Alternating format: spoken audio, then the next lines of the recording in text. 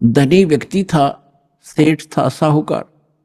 उसने अपने ही मकान के आंगन में एक मंदिर बना रखा था और उस वही में लिख दिया पैड में, डायरी में, कि चांदनी 14 रात्रि के 12 बजे मंदिर के गुम्बज में इतने किलो चांदी, इतने किलो सोना और इतने नगद पैसे जमा कर रखे, दबा रखे। इसलिए कोड वर्डों में लिखते थे कि बच्चे कहीं गलती से कभी खोद बैठे, निकाल ना लें, मेरे जाने के बाद फिर ये प्रयोग कर लें। इसलिए चोरों के डर से वो ऐसे छुपा दिया करते थे। पहले बैंक नहीं होते थे। उस सेठ की मृत्यु होगी अचानक। पिता के अंतिम संस्कार करके उन बच्चों ने फिर देखा कि पिता की लिखे लेख देखते हैं। उन्होंने वो डायरी देखी, उसमें लिखा था चांदनी 14 रात्रि के 12 बजे मंदिर के गुम्बज में इतना धन दबा रखे। तो उन बच्चों ने 2-3 दिन के बाद अपने पिता की क्रियाक्रम से निपटकर हफ्ते 10 दिन, 12 दिन, 15 दिन के बाद वो मंदिर का गुम्बज फोड़ दिया रात्रि के समय। उन्होंने सोचा पिता ने संकेत दिया है कि दिन में तो कोई देख लेगा, रात्रि में फोड़ियो। तो रात्रि में उन्होंने मंदिर का गुम्बज फोड़ डाला, उसमें कुछ नहीं था। उनको बड़ा अफसोस हुआ कि पिताजी तो हमें गलत गाइड करके हमें बहका गए और धन कहीं और दबा गए। अब उसको कैसे खोजेंगे, गया हाथ से, बहुत धन था। बुरी तरह रो रहे हैं। कुछ दिनों के बाद उसके पिता का कोई मित्र सेठ आया। बच्चों ने अपनी समस्या उसके सामने रखी कि अंकल ऐसे ऐसे समस्या आ गई है, हमारे पिताजी ने झूठ बोल दिया, पैसा कहीं और छुपा रखा है, हम गुम्बज में लिखा है, गुम्बज में तो पाया नहीं, हमने मंदिर भी फोड़ दिया।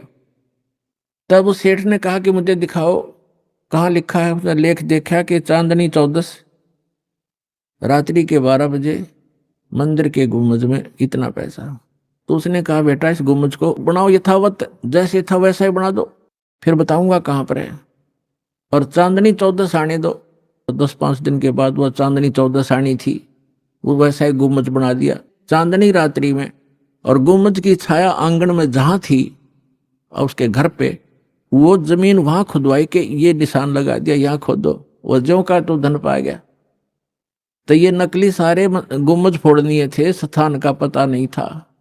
तो इनको इन कोड वर्डों का, सदग्रंथों के कोड वर्डों का ज्ञान नहीं हुआ। तो वस्तु कहाँ ढूंढे, कहाँ किस विद लागे हाथ, एक पलक में पाइए भेदी ले लो साथ। तो ये दास इन सदग्रंथों का जानकार बना के, तत्वदर्शी संत बना के कबीर भगवान ने आप उसके बच्चों के लिए भेज दिया। अपनात्मो अविलंब काम करो यू, कहते हैं समझा है तो सर दर पाओ और भौर नीरे ऐसा दाव। तो ये गरीबदास जी कहते हैं, गरीबदास ये वक्त जाते रो गए इस पैरे न, हाथ से मानो शरीर छूट गया, भक्ति यथार्थ मिली नहीं, तो फिर रोया करोगे इस समय को। कहते हैं मानुष जीवन दुर्लभ है, मिले न बारंबार, और तरवर से पत्ता टूट जा वो फिर नहीं लगता डार। अब जो प्रसंग चल रहा है हम आते हैं उसी पर कि परमात्मा की परिभाषा क्या है और काल किसे कहते हैं। तो ये प्रसंग पूरा हुआ कि यथार्थ भक्ति कौन सी है, और वो स्थान एक ऐसा है जहां जरा मरण नहीं होता। वहां जाने के बाद प्राणी फिर लौटकर कभी संसार में नहीं आते, और वहां जरा और मरण नहीं है, वृद्धावस्था और मृत्यु नहीं है। और यहाँ दोनों डेफिनेट है, मृत्यु भी है और वृद्धावस्था भी है। लंबी उम्र होगी तो वृद्धावस्था है, बीच में मर गया तो 100 पहाड़ टूट जा परिवार के ऊपर, कमाने वाला एक का था, बच्चों का क्या होगा, हुआ तो वृद्धावस्था तो बूढ़ी मौत होगी। कहने का भाव ये है, जब तक हम परमेश्वर की शरण में नहीं आते तब तक हम काल की रेंज में रहते हैं, और जब हम कबीर भगवान की शरण में आ जाते हैं हम काल की रीत से बाहर हो जाते हैं। फिर उसका विधान हम पर लागू नहीं रहता, हम परमेश्वर की शरण में आ जाते हैं। और समर्थ की शरण में जो आ जाता है उसको फिर बाहर का व्यक्ति दुखी नहीं कर सकता। उसको स्वयं पता होता है कि इस आदमी के इस शरणागत को छेड़ दिया तो ये तेरा बक्कल तार देगा। तो इसी प्रकार हम समर्थ की शरण में आ गए हैं। आप कबीर भगवान वो समर्थ है, वो कादर परमात्मा है, उसकी शरण में आ गए, उसकी शरण ना त्यागना, इतना ध्यान अवश्य रखना। छोटा मोटा कष्ट भी आपको होता है नाम लेने के बाद, तो ऐसे समझना जैसे एक बिल्ली बच्चे उत्पन्न करती है और 2-4 दिन के बाद उन बच्चों को दूसरे घर में ले जाती है वो, क्योंकि वहां वो ये देखती है कि कहीं तेरे बच्चों को यहाँ खतरा ना हो जा। और इस बात से उसके बच्चे भी परिचित होते हैं कि हम अपनी माँ के संरक्षण में हैं, और वो उनको जबान अपने मुख से पकड़ती है। उसके तीखे दांत होते हैं बिल्ली के, तीखे, और उनको पकड़ती है। और बच्चों को पीड़ा भी होती है, वो ऐसे सुकड़ जाते हैं, ऐसे लटक जाते हैं, और महसूस होता है कि इनको दांतों का दर्द भी है, लेकिन बोलते कति नहीं, चुपचाप रहते हैं, उस पीड़ा को सहन करते रहते हैं, क्योंकि उनको पता है कि हम अपनी माँ के साथ हैं। ये थोड़ा बहुत कष्ट भी है तो हमारा जीवन रक्षा हो रही है।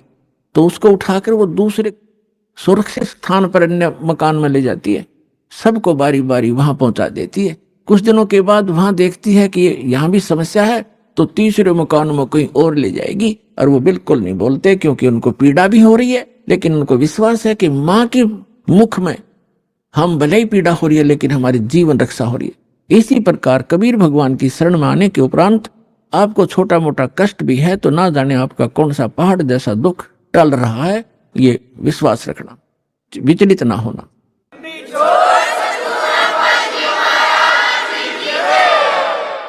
यह प्रसंग चल रहा है कि धर्मदास जी ने कहा था कि भगवान, यह कितनी सुविधा दे रखी है भगवान ने, और इसको आप काल कह रहे हो। परमात्मा ने कहा, धर्मदास, जैसे कसाई बकरे पालता है, उन बकरे और बकरियों के लिए वो कितनी सुविधा करता है, जिसकी अच्छी सेल होती है, एक बहुत बड़ा चरागाह बनाता है, उसको हायर करता है या मोल लेता है, और उसके अंदर शेड डालता है, झोंपड़ी डालता है बकरों को गर्मी और सर्दी से बचाने के लिए। उसमें जगह जगह तालाब बनाता है, छोटी छोटी तलैया सी, उनको पानी से भर कर रखता है, उनके लिए घास फूस वहां व्यवस्था कराता है। उस सारी व्यवस्था को देखकर वो भोले प्राणी ये समझ बैठते हैं कि हमारा मालिक, हमारा स्वामी कितना दयालु है, हमारी कितनी केयर टेक रखता है, सारी सुविधाएं प्रदान करता है, हिंसक पशुओं से बचाता है, चारों तरफ से बाड़ लगा देता है, और अंदर वृक्ष हैं, झाड़ बोझड़े हैं, घास फूस है, गर्मी से बचने के लिए शेड है, सर्दी से बचने के लिए व्यवस्था शेड है। तो वो इस सारी व्यवस्था को देखकर वो मान बैठते हैं कि जो हमारा ये स्वामी है बड़ा दयालु है, ये परमात्मा है। और जब वो कभी उनके बीच में आता है तो वो सारे उसको प्यार देने के लिए उसके चारों तरफ कोई ऊपर को पैर फैलाता है अपने सीने से लगाने के लिए, और वो उसको चाटते हैं, प्यार से जीभ से चाटना चाहते हैं, उनको एक विशेष रिगार्ड देने के लिए। वो तो चाट रहे हैं जीभ से, और वो कसाई देख रहा है से हाथ लगा के, और वो खुश होते हैं कि हमारा मालिक हमसे प्यार कर रहा है। वो देख रहा है कि ये कितना मांस हो गया, कितने का बिकेगा, और वो सोच रहे हैं मुझे हमें प्यार कर रहा है। तो पुण्यात्मा परमात्मा कहते हैं कि जिस समय उस कसाई को 5-10 बकरों की आवश्यकता पड़ती है, बकरियों की, तो उस समय वो ये नहीं देखता ये किसकी माँ है, किसका बेटा है। एक परिवार के 3-3 इकट्ठे भी आ सकते हैं, उन्हें तो मोटे मोटे छांट के और वो निकाल लेने जो अच्छे मांस युक्त हो गए, घनी बिक्री होगी। तो उस समय उन बकरों को भी पता होता है, उनके अंदर करड़ा ऐसे भागते ही इधर उधर दौड़ जाते, उनको मालूम है कि कहीं इनको खतरे के स्थान पर ले जा रहा है, इतना उनकी आत्मा में आभास होता है। तो कहने का भाव ये है कि इसी प्रकार जो यहाँ की सुविधाएं आप देख रहे हो धर्मदास, परमात्मा कह रहे हैं कबीर भगवान, इन सुविधाओं को देखकर तो ऐसा लगता है जैसे बड़ा दयालु भगवान है, और उस समय तुम्हारी बुद्धि पर पत्थर गिर जाते हैं। किसी का बेटा मर गया, किसी की बेटी मर गई, एक परिवार के 3-3, 4-4 सदस्य मर जाते हैं। यहाँ एक बता रहे थे, कोई सरसा से सत्संग सुनकर जा था, गाड़ी के अंदर 16 सदस्य थे एक परिवार के, बूढ़ा बूढ़ा घर रह गया था, 16 के 16 एक्सीडेंट में मर गए। बताओ पुण्यात्मा, और उनकी कार और कोठियां और बड़े बड़े सारी व्यवस्थाएं थी, कुल नाश हो गया उसका। तो कहने का भाव ये है कि उस समय बुद्धि कहाँ जाती है आपकी, ये सुविधाएं किसने दे रखी थी, ये फिर क्यों छीन लिया 1 मिनट में? तो इसको काल कहते हैं, और जो केवल सुख सुख दे उसको दयाल कहते हैं, उसको परमात्मा कहते हैं। आप इसको परमात्मा मान बैठे हो, लेकिन ये परमात्मा नहीं है। यहां तो दुख के अतिरिक्त आपको कुछ मिलता ही नहीं। चाहे कितना ही आपको सुखी व्यक्ति नजर आता है इस झूठे सुख से युक्त, चाहे कोई मंत्री है, प्रधानमंत्री है, या कितना ही बड़ा सेठ है, और कैसी आपने उसकी सुविधा नजर आती है। गरीब आदमी तो ने सोचा है ये कार कोठी वाले घने सुखी होंगे, या फिर ये अफसर हैं, कर्मचारी अधिकारी हैं, ये बड़े सुखी होंगे। सुख नाम की वस्तु नहीं यहाँ पर इस गंदे लोक में। सबके टेंशन ग्रस्त रहती हैं, सारा दिन ऊपर से दिखे चौपड़े और अंदर तो इनके खराब हो रहे हैं खोपड़े, किसी ने देख लेते।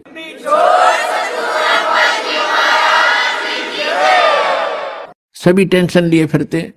तो वो टेंशन लेस स्थान जो प्लेस है वो सतलोक है, उसको सुख सागर कहते। अपना परमात्मा आप तक पहुंचने के लिए अब कैसी कैसी लीला करता है।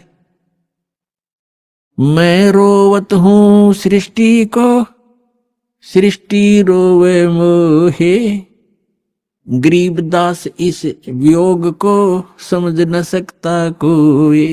जो जन मेरी शरण है ताका हूं मैं दासे, गेल गेल लाग्या फिरूं हूं जब तक धरती आकाशे। पुण्यात्मा परमात्मा कहते हैं जो मेरी एक बार शरण में आ गया उसको मैं छोड़ूंगा नहीं, उसके साथ रहूंगा। ठीक है, उसका दुर्भाग्य है वो जो यहां से निकल नहीं पा रहा, फिर भी परमात्मा इतना दयालु है, आपके पीछे पीछे फिर रहा है।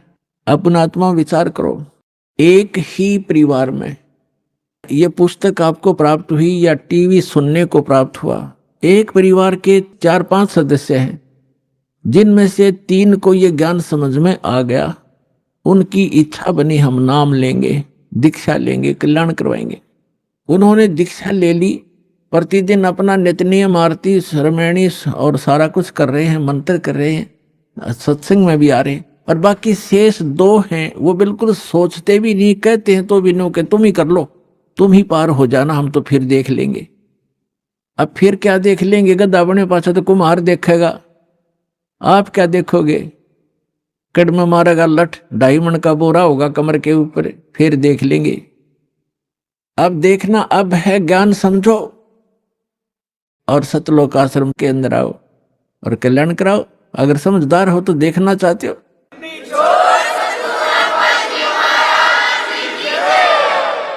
अब वो क्यों नहीं आते? जैसे कल का सत्संग जो था सुबह का, उसमें ये था कि 2 प्रकार से मानव शरीर प्राप्त होता है। एक तो पिछले पुण्यकर्मों के आधार से मानव शरीर लगातार 2, 4, 10, 50, 100 भी हो सकते, ज्यादा भी हो सकते, लेकिन वो पूंजी समाप्त हो जाएगी, फिर 84 लाख योनियों में जाना ही पड़ेगा यदि उस मनुष्य जीवन के दौरान आपको तत्वदर्शी संत नहीं मिला। 2 प्रकार से मानव शरीर प्राप्त होता है। एक तो बता दिया आपको पूर्व जन्मों से, जैसे परमात्मा सन 1398 में सतलोक से चलकर आए थे, 1518 तक 120 वर्ष इस धरातल पर रहे, काशी के अंदर बनारस में जुल्हे के कार्य करते रहे और अपने बच्चों को एक समय में 1-1 हजार स्थान पर प्रकट होकर परमात्मा ज्ञान सुनाया करते थे, उनको लाभ देते थे, आशीर्वाद देते थे, सुख हो जाता था, वो मंत्र जाप करते थे। 64 लाख शेष हो गए थे उस दानक के, जुलाहे के, एक गरीब झोंपड़ी में बैठे व्यक्ति के 64 लाख शेष इतना सुख दिया था परमात्मा ने। तो उस समय आपको चार्ज कर गया भगवान, कबीर भगवान, और उससे आपके मनुष्य जीवन होते हुए आ रहे 64 लाख शेष थे उस टाइम। 64 लाख, ना कोई मीडिया था, ना कोई माइक स्पीकर था। वो परमात्मा असंख्य रूप बना सकता है। तो जिस कारण से उसने आप सभी को चार्ज किया, आपके मनुष्य जीवन होते हुए आ रहे हैं, और आप पूजाएं भले ही दूसरी करते रहे, लेकिन पूर्व जन्म की बैटरी चार्ज थी आपकी, आपसे आपको सुख मिलते रहे। फिर भी कोई दुख कर्म का आता है तो आप इधर उधर भागते रहे, कोई मंदिर में, कोई गुरुद्वारों में, कोई पहाड़ों पर, कोई गुफाओं में, या किसी संतों की खोज करते रहे, उससे लाभ कुछ नहीं होना था आपको। और दूसरी प्रकार के जो व्यक्ति हैं, आपको बताया कि जैसे एक तो 84 लाख सभी प्राणियों के शरीरों में से गुजर के निकल के एक मानव शरीर टर्न वाइज मिलता ही मिलता है, स्त्री या पुरुष का। तो जो ऐसे 84 लाख योनियों से निकल कर आए हैं, वो काल के पक्के हैं, वो काल की फर्द में चढ़ गए, वो काल की रजिस्ट्री में है। अब वो भक्ति नहीं कर सकते। एक परिवार में 3 नाम ले चुके हैं, सच भक्ति कर रहे हैं, उनको समझा रहे, वो कह ठीक ठीक तुम कर लो। ये भी शुक्र है कि वो उनको मना नहीं करते, नहीं तो वो काल के दूत उनको भी मना कर दे, तुम भी नहीं जाओगे, ऐसा नहीं कर दोगे। ऐसा बताया परमात्मा ने कि जैसे ये कोयल क्या करती है, कोयल पक्षी है, ये अपना अलग से घोंसला बना करके अंडे उत्पन्न नहीं करती, क्योंकि उसके अंडों को काग खा जाते हैं, छोड़ते नहीं। इसलिए वो एक चतुरता, ऐसा फार्मूला अपना रखा उसने, जैसे मादा कौवी ने अंडे उत्पन्न किए घोंसले में, और वो जाती है चुग्गा चरने इधर उधर, वो देख लेती है कि चलेगी काफी दूर, तो उसके घोंसले में अपने अंडे उत्पन्न कर देती है। अब जो कौवी आती है वापस, वो असमंजस में पड़ जाती है कि कौन से मेरे हैं, कौन से दूसरे हैं। तो वो इस असमंजस में उन चारों के चारों की ही परवरिश करना प्रारंभ कर देती है। और जब वो बच्चे उत्पन्न होते हैं तो एक जैसा कलर होता है, कोई पहचान नहीं होती उनकी, बिल्कुल सेम टू सेम रहते। और वो कोयल उस पर नजर रखती है घोंसले पर कि अब ये कितना उड़ारी भर रहे हैं, कितनी दूर तक जा सकते हैं। तो तब वो दूसरे दूर पेड़ पर बैठ के अपनी बोली बोलती है, कुहू कुहू की आवाज लगाती है।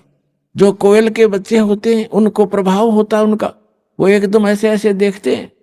जब वो फिर बोलती रहती है तो उड़कर वो अपनी माँ की बोली के से आकर्षित होकर अपनी माँ की तरफ उड़कर चल पड़ते हैं। अब कौवी उनके पीछे पीछे उड़ती है कि मेरे बच्चे गए, कोयल आगे उड़ जाती है, दूर वृक्ष पर बैठकर फिर कुहू कुहू करती है, वो बच्चे फिर वहां से उड़कर आगे भाग लेते। अब कौवी ये सोचती है ये तो गए सो गए, तेरे कहीं पिछले बच्चे रह गए, उन पर कोई आपत्ति ना आ जाए, उनको संभालूं, आकर के वो वापस आ जाती है। तो कहने का भाव ये है कि उस घोंसले में 4 बच्चे थे, 2 कोयल के 2 काग के।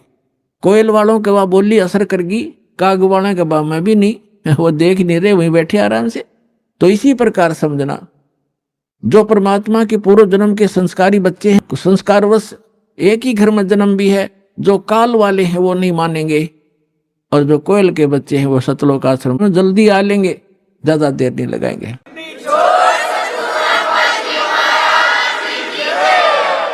यानी जो परमात्मा के बच्चे हैं, पूर्व जन्म के संस्कारी हैं, वो शीघ्र आ जाएंगे।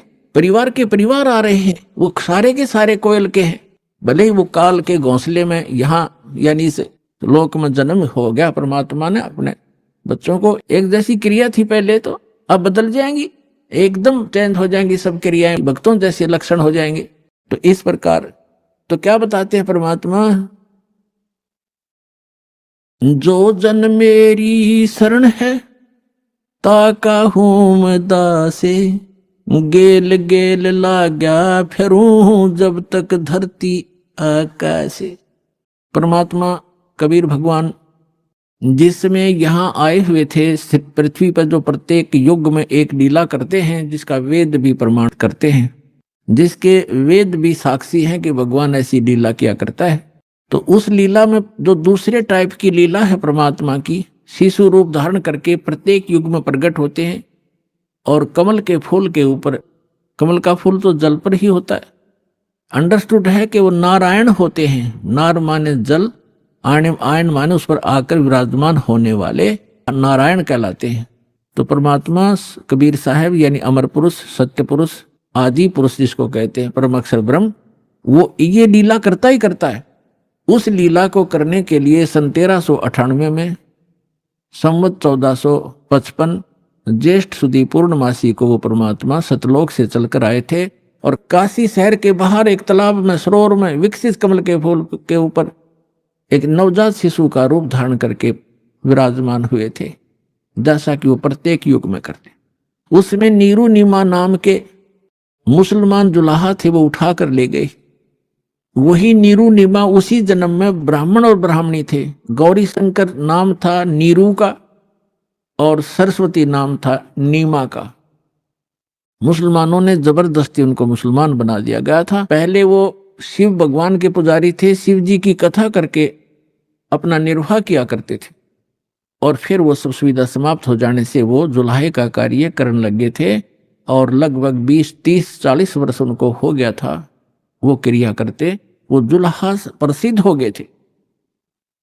तब परमात्मा उनको शिशु रूप में मिले थे। धीरे धीरे बड़े हुए और उन्होंने कोई अन्न आहार नहीं किया। बालकपन में कुंवारी गाय का दूध पिया कबीर भगवान ने। कुंवारी गाय ने दूध दिया और परमात्मा दूध पिया करते थे। ऐसे लीला करते ही और वो ऐसे ही की है उन्होंने, ऐसा भगवान किया ही करता है। तो जब वो बड़े हुए 5 वर्ष की आयु में ही 104 वर्ष के विद्वान पुरुष स्वामी रामानंद ब्राह्मण पंडित, जो वेदों और गीता और पुराणों के मर्मज्ञ माने जाते थे, उसके ज्ञान में छक्के छुड़ा दिए। उस 104 साल के महात्मा ने जब परमात्मा को देखा, सब ज्ञान सुना, चरणों में शीश रखकर कहा था कि मैं भक्त मुक्त हुआ और भरम कर्म भया नाश, और गरीब दास निज ब्रह्म तुम मेरा हो गया दृढ़ विश्वास। सतलोक में जाकर देखा रामानंद जी ने, और फिर वापस देखा तो वही बालक सामने बैठा है, वही अनंत कोट ब्रह्मांड के कंट्रोलर के सिंहासन पर बैठा था। तब कहा था, दोहू ठौर है एक तू भया एक से दो, और गरीब दास हम कारणे आए हो मगज। आप तो हमारे लिए आए हो, और आप वहां भी आप हो और यहां भी आप हो। ऐसी लीला परमात्मा कर रहे थे। और फिर क्या बताए हैं कि उस समय धीरे धीरे बड़े हुए, बड़े बड़े विद्वानों के छक्के छुड़ा दिए। लेकिन हमारी आदत है, हम सत्य को स्वीकार करना बहुत ही कम चाहते हैं। जैसे हमारे धर्मगुरु थे, वो संस्कृत के ज्ञाता थे, ब्राह्मण ऋषि मंडलेश्वर, और आम जनता संस्कृत भाषा नहीं पढ़ती थी, केवल ब्राह्मणों को ही शिक्षा ग्रहण करने का अधिकार था। और वो संस्कृत भाषा तो पढ़ लेते थे, लेकिन ग्रंथ समझ में उनके आए नहीं। और परमात्मा 600 वर्ष पहले कहा करते थे कि आप गलत गाइड कर रहे हो इस जनता को, आप वेदों और गीता और पुराणों से भी परिचित नहीं हो। अब धर्मदास जी को जो परमेश्वर ने बताया, स्वामी रामानंद जी को लेकर गए थे, ऐसे आदरणीय धर्मदास साहिब जी को भी परमात्मा सतलोक लेकर गए थे। अपना निज स्थान दिखाया था जहां आप रहा करते थे।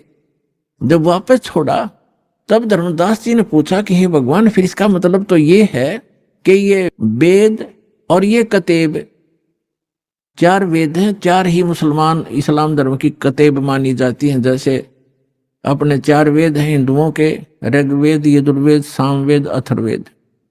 और इस्लाम धर्म की माने जाते हैं तौरात, जबूर, इंजिल और कुरान। ये कतेब कहते हैं, इनको वेद कहते हैं। तो धर्मदास जी को पता चला कि सचमुच भगवान तो वो है, साकार है, और ये है वो परमात्मा, ये है वो स्थान। और ये सभी हमारे धर्मगुरु कहते हैं कि ये विष्णु जी सर्वशक्तिमान है, सर्वश्रेष्ठ है, सबके पालन करता है, सबके उत्पत्ति करता है, यह विनाशी है। और परमात्मा ने धर्मदास जी की वार्ता कराई ब्रह्मा विष्णु महेश जी से, और उन्होंने खुद बताया कि नहीं भाई, हमारी भी जन्म मृत्यु होती है, हम अविनाशी नहीं है। अब जैसे कोई व्यक्ति यदि किसी तहसीलदार को या एसडीएम को और अपने मित्रों में ये कहता है ये कमिश्नर है,